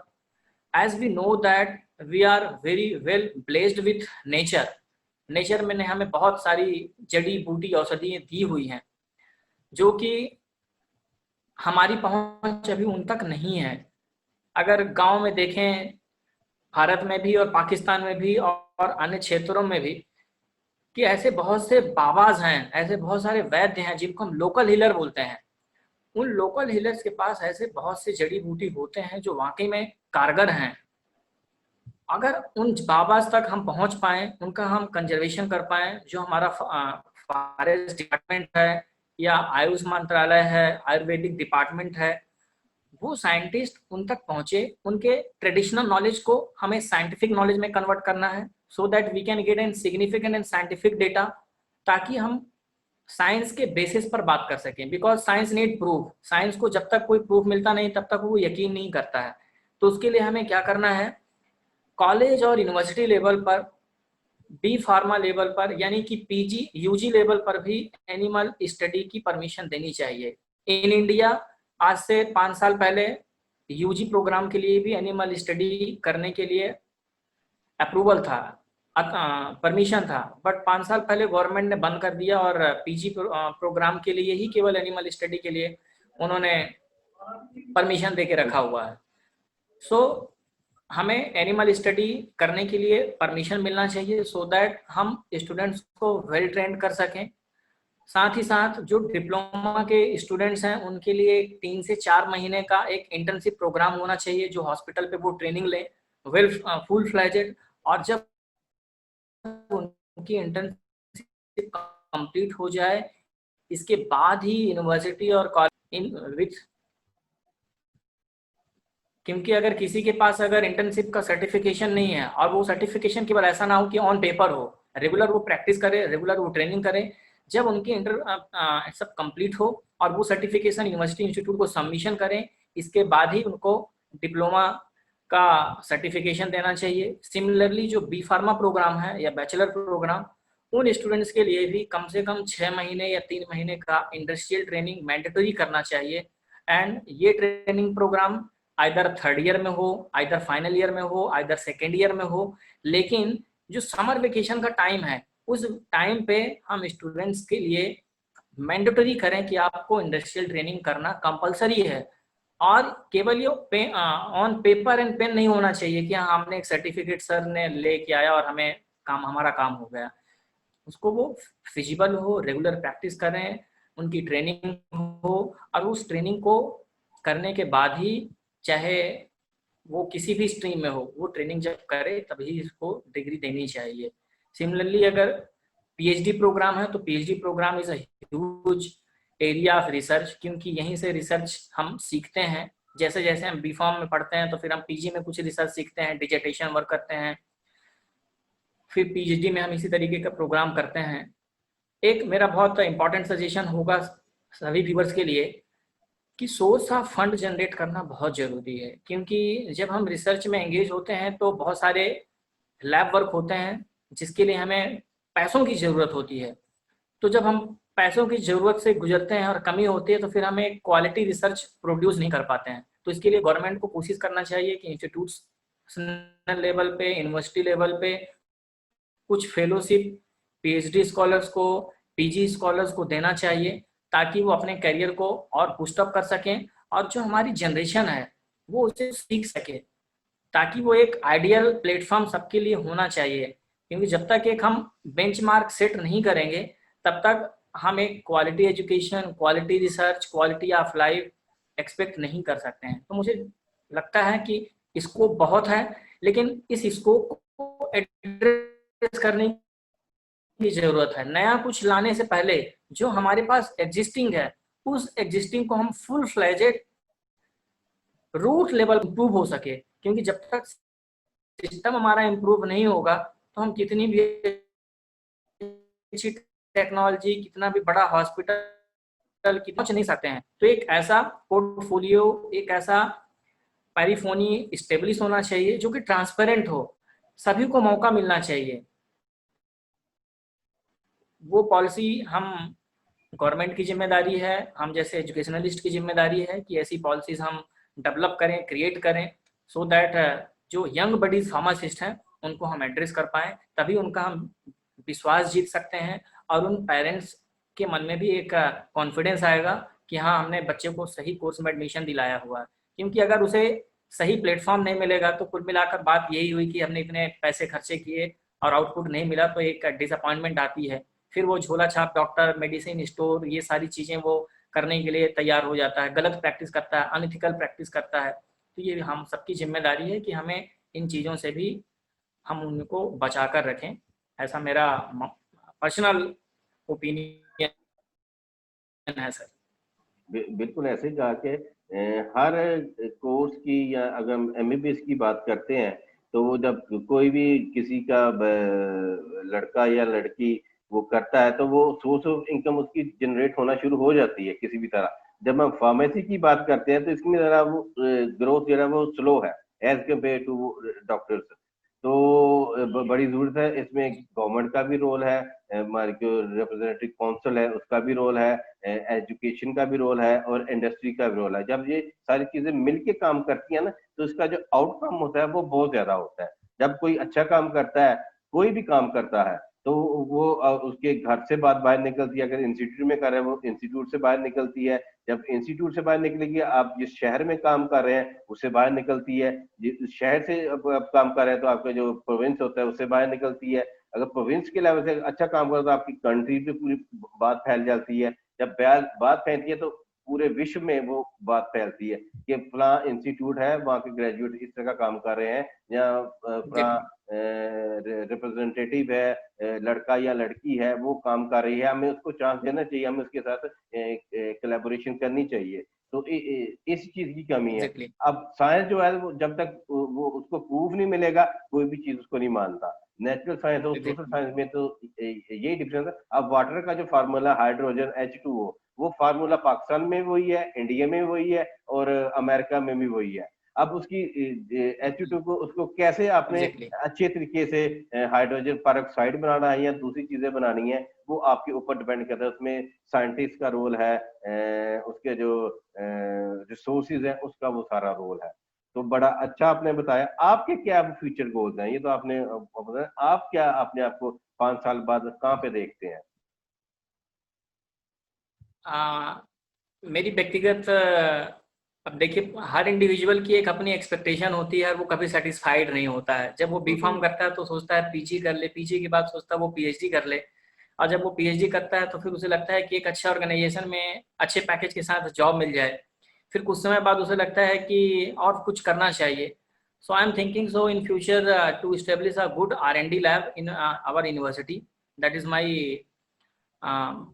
Core area and core subject, and मेरा ये इंटरेस्ट भी है। और इसके लिए मैंने रिसेंटली गवर्नमेंट को प्रपोजल भी दिया हुआ है।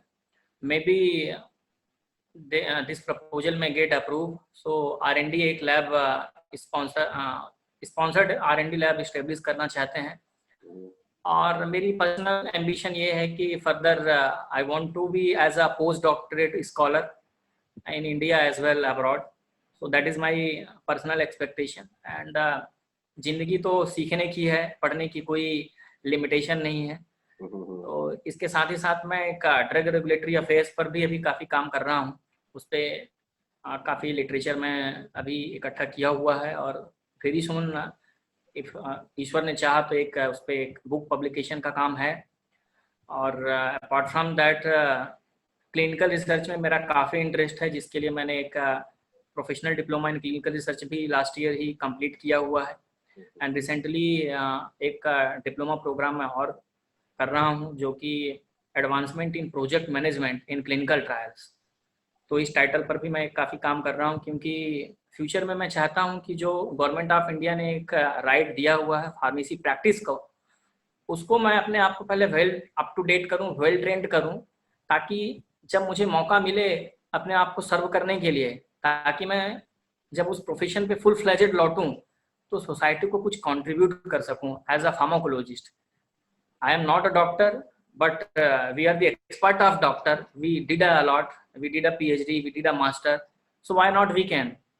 अगर हम में से कोई ऐसा करके सामने नहीं आएगा तो एक बेंचमार्क इस्टेब्लिश नहीं होगा, और यही मोटिवेशन होगा, यही एक आइडियल हो सकता है। मैं नहीं कह सकता कि लोग मुझे फॉलो करें, बट अगर हम में से कोई ऐसा करने में सफल हो जाता है तो डेफिनेटली कहीं ना कहीं एक हमारे जो प्रोफेशन में एक ब्रेक लगा हुआ है।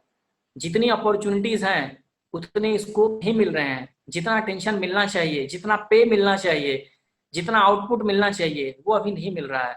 तो जब तक हम जैसे लोग सामने नहीं आएंगे अपने प्रोफेशन के लिए, तब तक हमें लगता है कि हमें अटेंशन नहीं मिलेगा।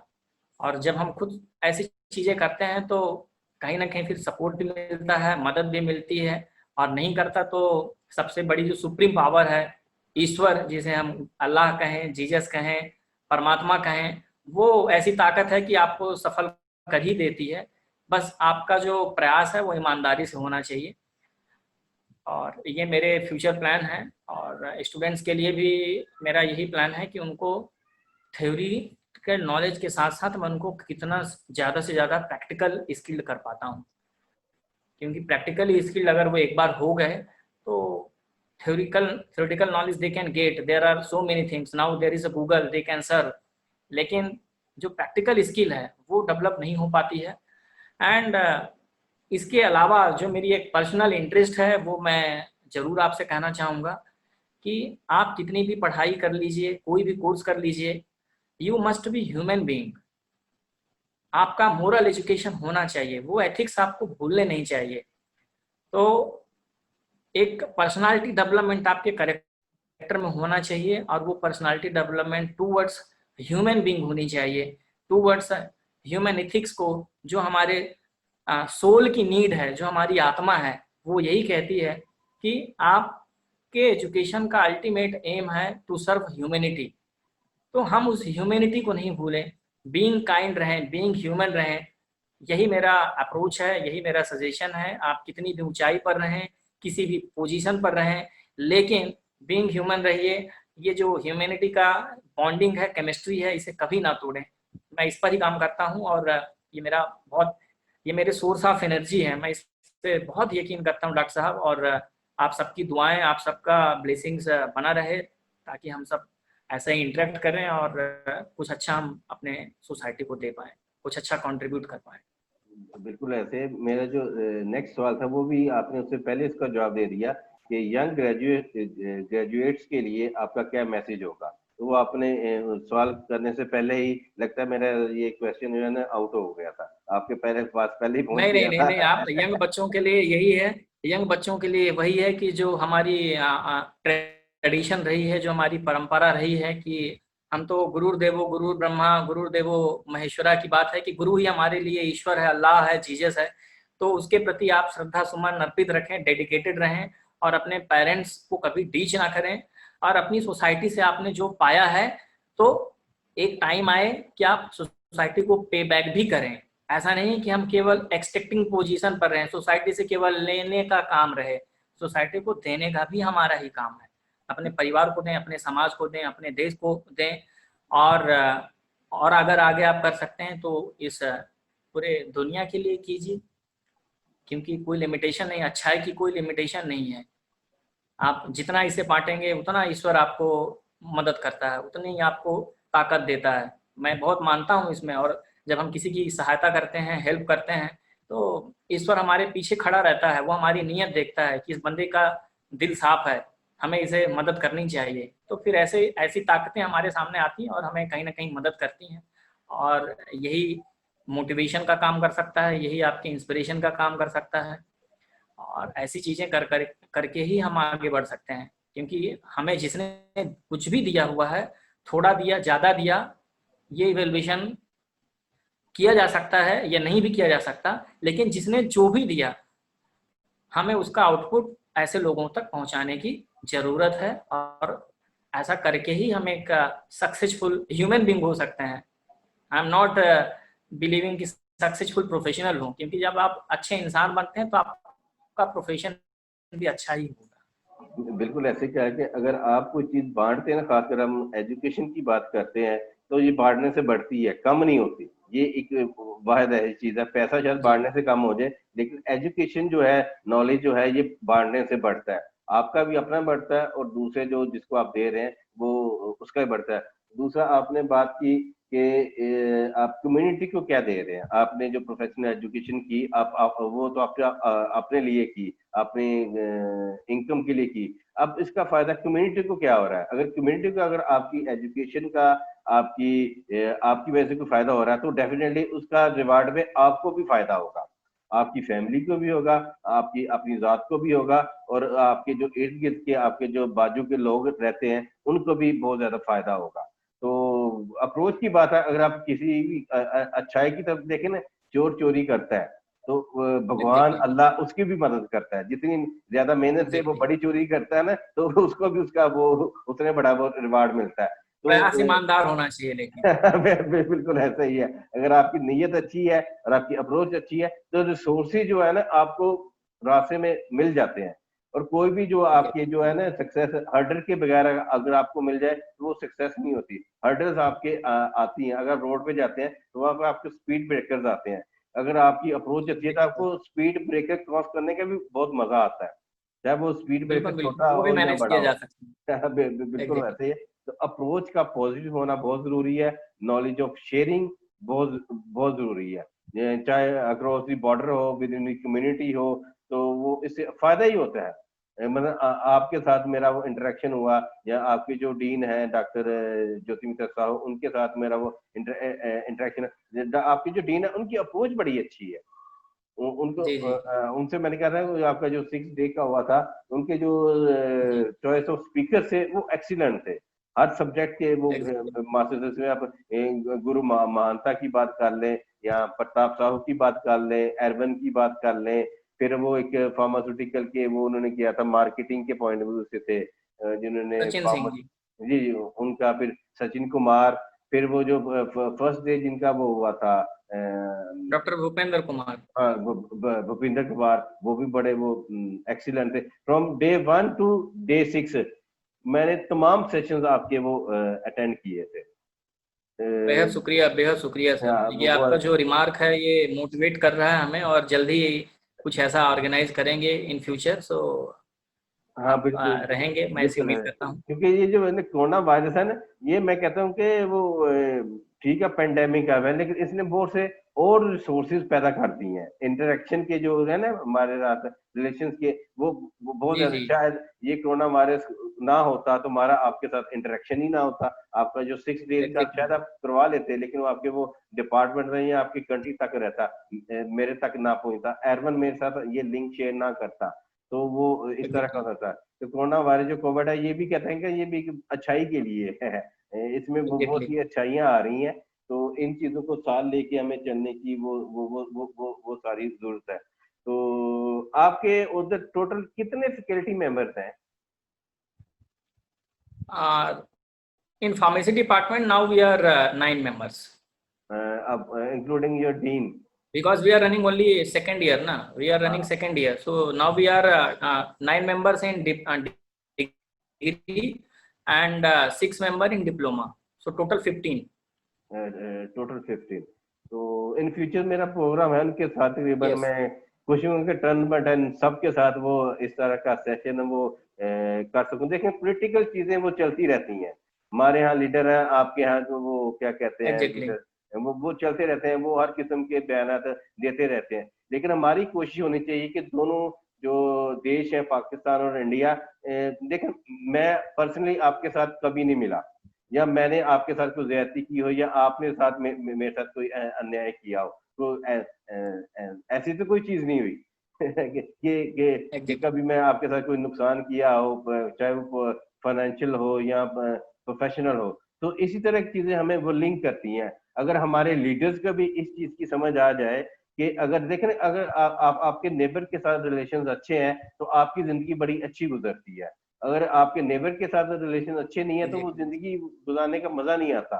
तो पॉलिटिकली वो चीजें चलती रहती हैं। एग्जैक्टली। वो उन उन चीजों को हमने सबसाइड करना, हमने प्रोफेशनली देखना है, और आप एज अ ह्यूमैनिटी देखना है कि हमने चीजों को वो कैसे लेके आगे वो चलना है। तो मेरी कोशिश यही होगी कि आपके जो दूसरे फैकल्टी मेंबर्स हैं, उसमें आपके डीन भी हैं और दूसरे जो भी हैं, उनके साथ भी कोई इस किस्म का सेशन करके मैं एज अ फ्रेंडशिप का जो जेस्चर है from my side from Pakistan, वो मैं शो कर सकूं। और एक मेरी वो ख्वाब है कि आपके जो है ना गुरु महानता बड़े रिनाउंड किस्म के मुझे वो पर्सन लगते हैं, उनके साथ भी मैं एक वो सेशन करूं, Guru Mahanta, Pratap Sahu, and then Sachin Kumar. Definitely, definitely convey, I will convey them. Hmm. And ईश्वर चाहेंगे तो जरूर आपसे इंटरेक्शन होगा, और जैसी फीलिंग आप रखते हैं मैं हम्म। भी वही उम्मीद करता हूँ। और इन सिंपल अगर मैं कहूँ तो यू आर वेरी काइंड, है ना। और बहुत ही सुलझे हुए व्यक्ति हैं, और मुझे बड़ा अच्छा लगा हम्म। ड्यूरिंग इंटरेक्शन में, काफ़ी मज़ा आया। और हम्म। इवन कभी हमारा इंटरेक्शन नहीं हुआ पर्सनल, लेकिन इस इंटरेक्शन से मैं जरूर कंक्लूजन ये निकाल सकता हूँ कि जो एक आप पर्सनल अप्रोच रही है आपके एंड से, वो अप्रिशिएबल है। और मैं आपके इस अप्रोच के लिए आपका बेहद शुक्रिया करता हूँ। धन्यवाद। और ऐसी जर्नी फ्यूचर में भी हमारी बनी रहे, और professional and knowledge exchange across the time चलता रहे। और यही खूबसूरती है, यही जीवन है, और ऐसा ही जीवन चलता रहे, ऐसी मैं कामना करता हूँ। बिल्कुल यही बिल्कुल मेरी बिल्कुल शुभकामनाएं हैं सभी के लिए। बिल्कुल ऐसे। अच्छा, आपके यहाँ जो न्यूट्रिशन की डिग्री हो रही है, जो मतलब एक आपने जो इंस्टीट्यूट बताया, क्या है, पंचताली इंस्टीट्यूट हम्म। बताया, उसके अलावा कोई है एक जहाँ पे फूड साइंस टेक्नोलॉजी का सब्जेक्ट या न्यूट्रिशन की डिग्री हो आपका, वहाँ पे लिंक हो? एक्चुअली अभी फूड साइंस का अभी ट्रिपल आईटी में चल रहा है sir, Indian institute of technology में चल रहा है अभी। हम्म। फूड साइंस एंड न्यूट्रिशन के कोर्सेज काफ़ी चल रहे हैं, बट अभी कहना चाहिए जो इको फ्रेंडली नहीं हुआ है लोगों के लिए अभी। हम्म। हम्म। So it will take a time. It may take 3 or 4 years. Hmm. And Triple IIT and Padul University, Sharda University, Amity University, ये यहाँ पर और चल रहे हैं। और गवर्नमेंट के भी जितने भी सेंट्रल यूनिवर्सिटीज हैं, स्टेट गवर्नमेंट के इंस्टीट्यूट्स हैं, वहाँ पर इस तरीके के प्रोग्राम ऑर्गेनाइज हो रहे हैं। जैसे एग्रीकल्चर पहले लोग बिल्कुल करना पसंद नहीं करते थे, लेकिन अभी धीरे धीरे लोगों में एक कॉन्फिडेंस आया है, अवेयरनेस आई है, और वो अपने आप को एग्रीकल्चर साइंस में भी इन्वॉल्व कर रहे हैं। सो सिमिलरली 2 से 3 साल या 4 साल भी लग सकता है। जल्दी न्यूट्रिशन का भी एक अच्छा स्कोप है, और फार्मास्यूटिकल इंडस्ट्री जरूर इस पर काम कर रही है in India and abroad as well. हाँ बिल्कुल। अगर हम पाकिस्तान की मैं बात करूं तो हर फार्मास्यूटिकल इंडस्ट्री अलग डिवीजन बना रही है न्यूट्रास्यूटिकल्स का, न्यूट्री एग्जैक्टली। सप्लीमेंट्स का। इसके अलावा एक और डिग्री है होम इकोनॉमिक्स की डिग्री, ये जो महिला कॉलेजेस होते हैं ना लेडीज के, वहां पे होती है। हम्म। पाकिस्तान में तो ये 4 साल की डिग्री है। इंडिया में जो आपकी जो वेबसाइट देख रहा था वहां पे 3 साल की डिग्री है। तो बेसिकली फूड एंड न्यूट्रिशन हम्म। वहाँ का है, और उसमें ज्यादातर जो आपको मार्केट में मिलते हैं वो फीमेल ज्यादा मिलती है। मैं जब इंटरनेट या यूट्यूब पे हाँ। देखता हूँ तो इंडियंस जो है ना न्यूट्रिशनिस्ट, पाकिस्तान में भी ऐसा ही है, इंडियन न्यूट्रिशनिस्ट वो काफी आ गए, उन्होंने बेसिकली ये होम इकोनॉमिक्स की डिग्री की होती है। तो वो भी है।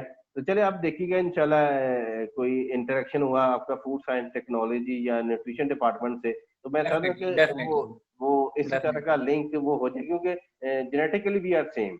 हमारी जो है ना वो जेनेटिक डेफिनेटली। में एक बॉर्डर लाइन लग गई, वो समय की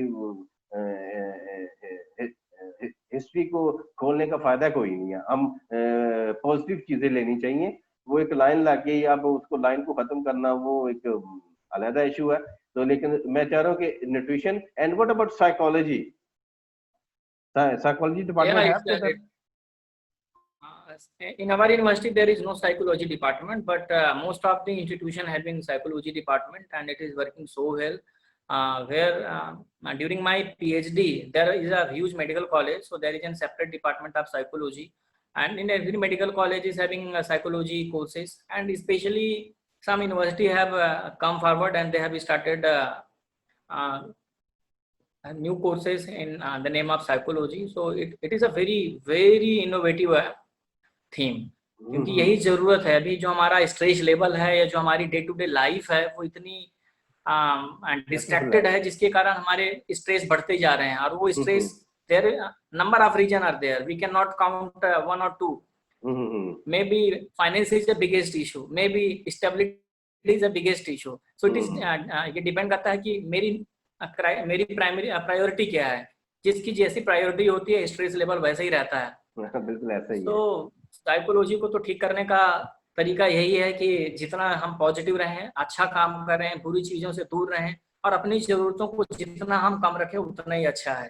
क्योंकि जो हमारी चाहत होती है वो अनलिमिटेड है। कभी एक अच्छा हैंडसेट हाथ में लेने पे 3 महीने बाद तुरंत फील होता है हमने गलत हैंडसेट ले लिया। अभी ये सेकंड वाला हैंडसेट ले लेते हैं, मार्केट में आया है बड़ा अच्छा, उसको लेने के बाद 3 साल भर बाद ऐसी फीलिंग आती है अरे हमने गलत सिलेक्शन कर लिया है। तो that is our wish and there is no limit. आदमी कभी खुश नहीं रहता है किसी भी चीजों से, उसको हमेशा लालच रहती है कि अभी एक 2 BHK का घर है तो एक 3 BHK हो जाए, 3 BHK हो जाए तो उसको लगता है डुप्लेक्स मिल जाए, एक बंगलो मिल जाए। एक छोटी कार है तो उसे लगता है कि एक लग्जरी कार मिल जाए। तो ये हमारी इच्छाएं, लालच है, और ये जीवन भर चलता रहे।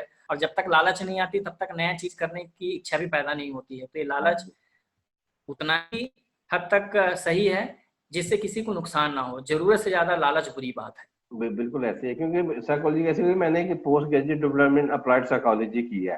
क्योंकि जब मैं पेशेंट के साथ वो इंटरेक्शन करता हूँ तो we have to play with the psychology of the patient.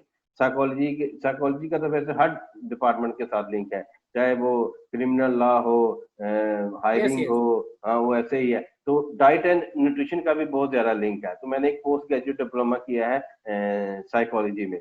और आपने बात की रेगुलेटरी अफेयर्स की ना, तो कल एक मैं सेशन कर रहा हूँ जूम पे ही। हमारे सीनियर थे Sheikh Irfan Suhail, he is a regulatory affair manager in one of the renowned pharmaceutical company in Pakistan. बल्कि आपका सेशन में उन्होंने वो अटेंड किया था जो आपने वो प्रॉपर्टी राइट पे किया था। हाँ, वो शेख इरफान सुहेल, उनके साथ मैं इसी किस्म के रेगुलेटरी अफेयर्स पे कल सेशन कर रहा हूँ जूम पे।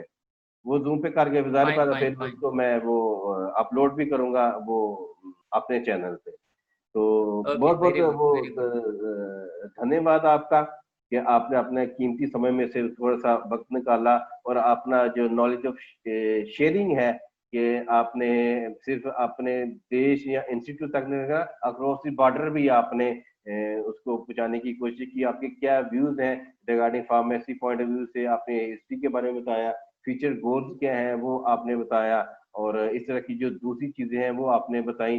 तो आपका बहुत बहुत वो धन्यवाद। इंशाल्लाह फ्यूचर में भी आपके साथ इस तरह का इंटरेक्शन रहेगा। जैसे मैंने कहा कि आपके जो दूसरे फैकल्टी मेंबर्स हैं उनके साथ भी मेरी वो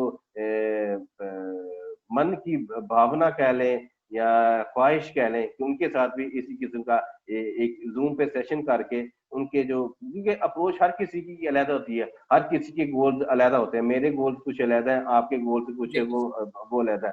उनके साथ वो करके तो अभी तक जो पर आपके जो डीन है उनका कॉन्टेक्ट नंबर तो मेरे पास है, दूसरे का नहीं है। तो आप उनसे वो शेयर कीजिएगा कि हमारे जो पड़ोसी देश है पाकिस्तान से, उनके जो मित्र हैं एक, वो आपके साथ इस किस्म का वो इंटरेक्शन चाहते हैं। तो वो मैं उनके साथ करके, क्योंकि जितना आप इंटरेक्शन करेंगे इतनी आपकी जो है ना प्रेम बढ़ेगा, प्यार बढ़ेगा। तो वो जितना प्यार बढ़ाएंगे उतना इतना प्यार मिलेगा आपको शुगर हो जाए। वो वाली भी बड़ी अच्छी देखनी। बात कही आपका। जी जी जी, डॉक्टर साहब आपका बहुत बहुत धन्यवाद, आपने इस लायक समझा और एक ऐसा इवेंट क्रिएट किया जिससे हम लोग इंटरेक्ट कर पाए। और डेफिनेटली अभी तो केवल आप और हम सुन रहे हैं, लेकिन जैसे ही ये सोशल मीडिया पर पहुंचेगा तो इसे सब लोग सुनेंगे इस कन्वर्सेशन को। और मुझे लगता है कि जिस उद्देश्य के साथ और जिस भावना के साथ आपने ये प्रोग्राम ऑर्गेनाइज किया है, निश्चित ही आपके जो भी हमारे व्यूअर हैं उन तक ये मैसेज पहुंचेगा। और इस नेक काम के लिए आपको बहुत बहुत धन्यवाद।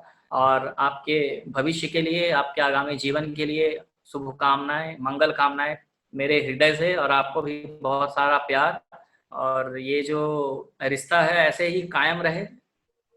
और बहुत बहुत शुक्रिया इस खूबसूरत इंटरेक्शन के लिए, बेहद शुक्रिया। बिल्कुल ऐसे ही है। तो एट द एंड एक टोकन ऑफ एप्रिसिएशन के लिए ई सर्टिफिकेट है, वो आपको मैं अभी यहाँ पर दिखाता हूँ। जी जी, बहुत बहुत धन्यवाद सर। ये आपको नजर आ रहा है E certificate for doctor yes sir, Prashant yes sir, Tiwari, visual session on yes pharmacy yes, profession in India. ये I am yes chairman of Lahore nutrition and dietetics society, Sialkot nutrition okay. And dietetics society. तो उसकी तरफ से एक जी जी, छोटा सा उपहार है मेरी तरफ से, आपने जो मेरे साथ सेशन किया। तो इंशाल्लाह मैं एक दो दिन में आपको ये थ्रू मेल आपके वो सेंड कर दूंगा। और जी अगेन आपका बहुत बहुत धन्यवाद कि आपने इतना समय दिया। और नियर फ्यूचर में भी आपके साथ इस तरह का वो इंटरेक्शन रहेगा। Definitely sir, thank you thank you thank you for thank you, the thank you, wonderful gift, thank you thank you. Thank you, thank you, thank you, thank you sir, take care. Thank you, thank you, take ठीक care, है, bye नमस्कार bye, नमस्कार नमस्कार। Bye bye.